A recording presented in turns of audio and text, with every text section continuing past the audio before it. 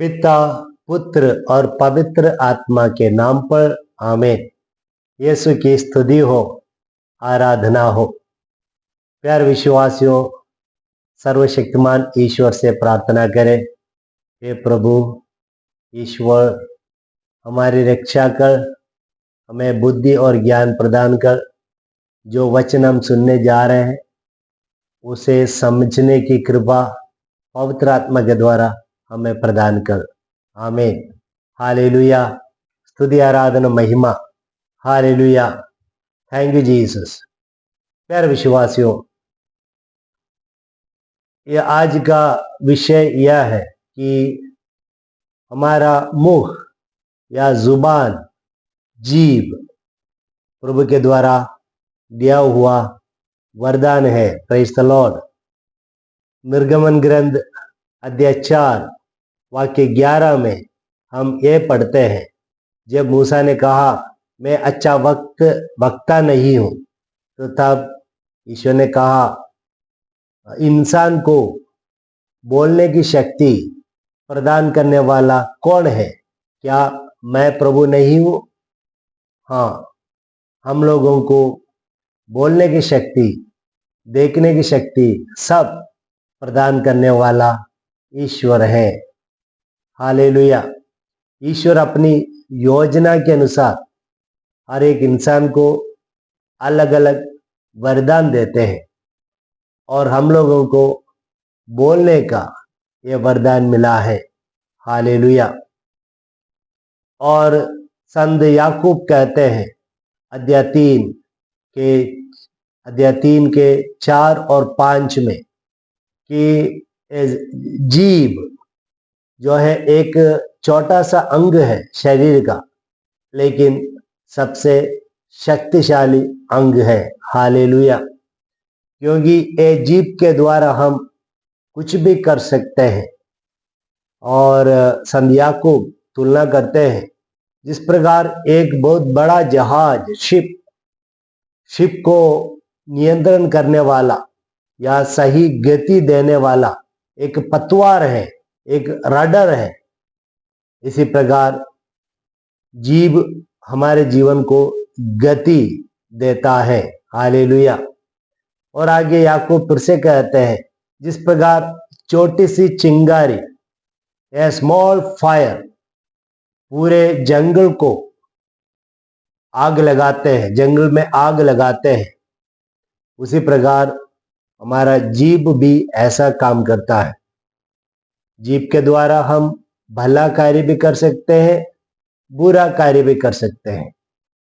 भला कार्य जैसे ईश्वर की स्तुति करना, ईश्वर की महिमा गाना, और बुरा काम भी हम कर सकते हैं। तो हमें क्या करना है? जीभ से हमें भला कार्य करना है, क्योंकि ये जीभ प्रदान करने वाला, बोलने की शक्ति प्रदान करने वाला प्रभु है, और इसलिए वह प्रभु की स्तुति हमें हमेशा करते रहना चाहिए। हालेलुया। स्तुति, आराधना, महिमा। ईश्वर का ये वरदान समझकर स्तोत्रगार कहते हैं, स्तोत्र 34:1, कि मैं हर पल हर समय मेरी जुबान से प्रभु की स्तुति आराधना करता रहूंगा।